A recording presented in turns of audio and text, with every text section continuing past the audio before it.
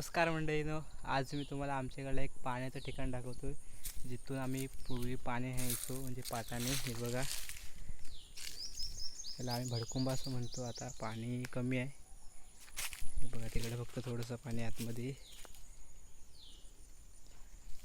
जिथून आम्ही पूर्वी पाणी न्यायचो, म्हणजे इथे सर्व पावसातनं जास्त पाणी असतं. इकडून आमचा असा पाट आहे, इकडून असा तिकडून. इथून आमच्या वाडीत एवढ्या वरतून खाली पाणी जातं वाडीत.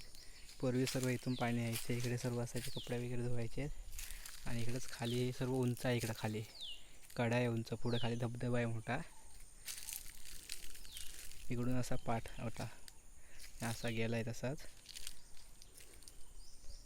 इथूनच आम्ही पियाचं पाणी, म्हणजे खाली आमच्या वाडीत जायचं. हे पाठ हा खाली आमच्या वाडीत जातो. तिथंच आम्ही पियाचं पाणी वगैरे सर्व, अंघोळीचं पाणी, कपडे वगैरे धुवायला सर्व तिथेच यायचे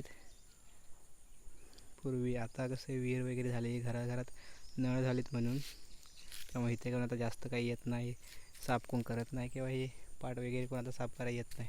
अलीकडे सर्व भरायचे पाणी म्हणून सर्व इकडे वाडीतली माणसं साफ करायचे पाट नवीन करायचे, दुरुस्त करायचे, पण आता कोणी येत नाही. तर हा असा आहे आमचा पाण्याचा ठिकाण.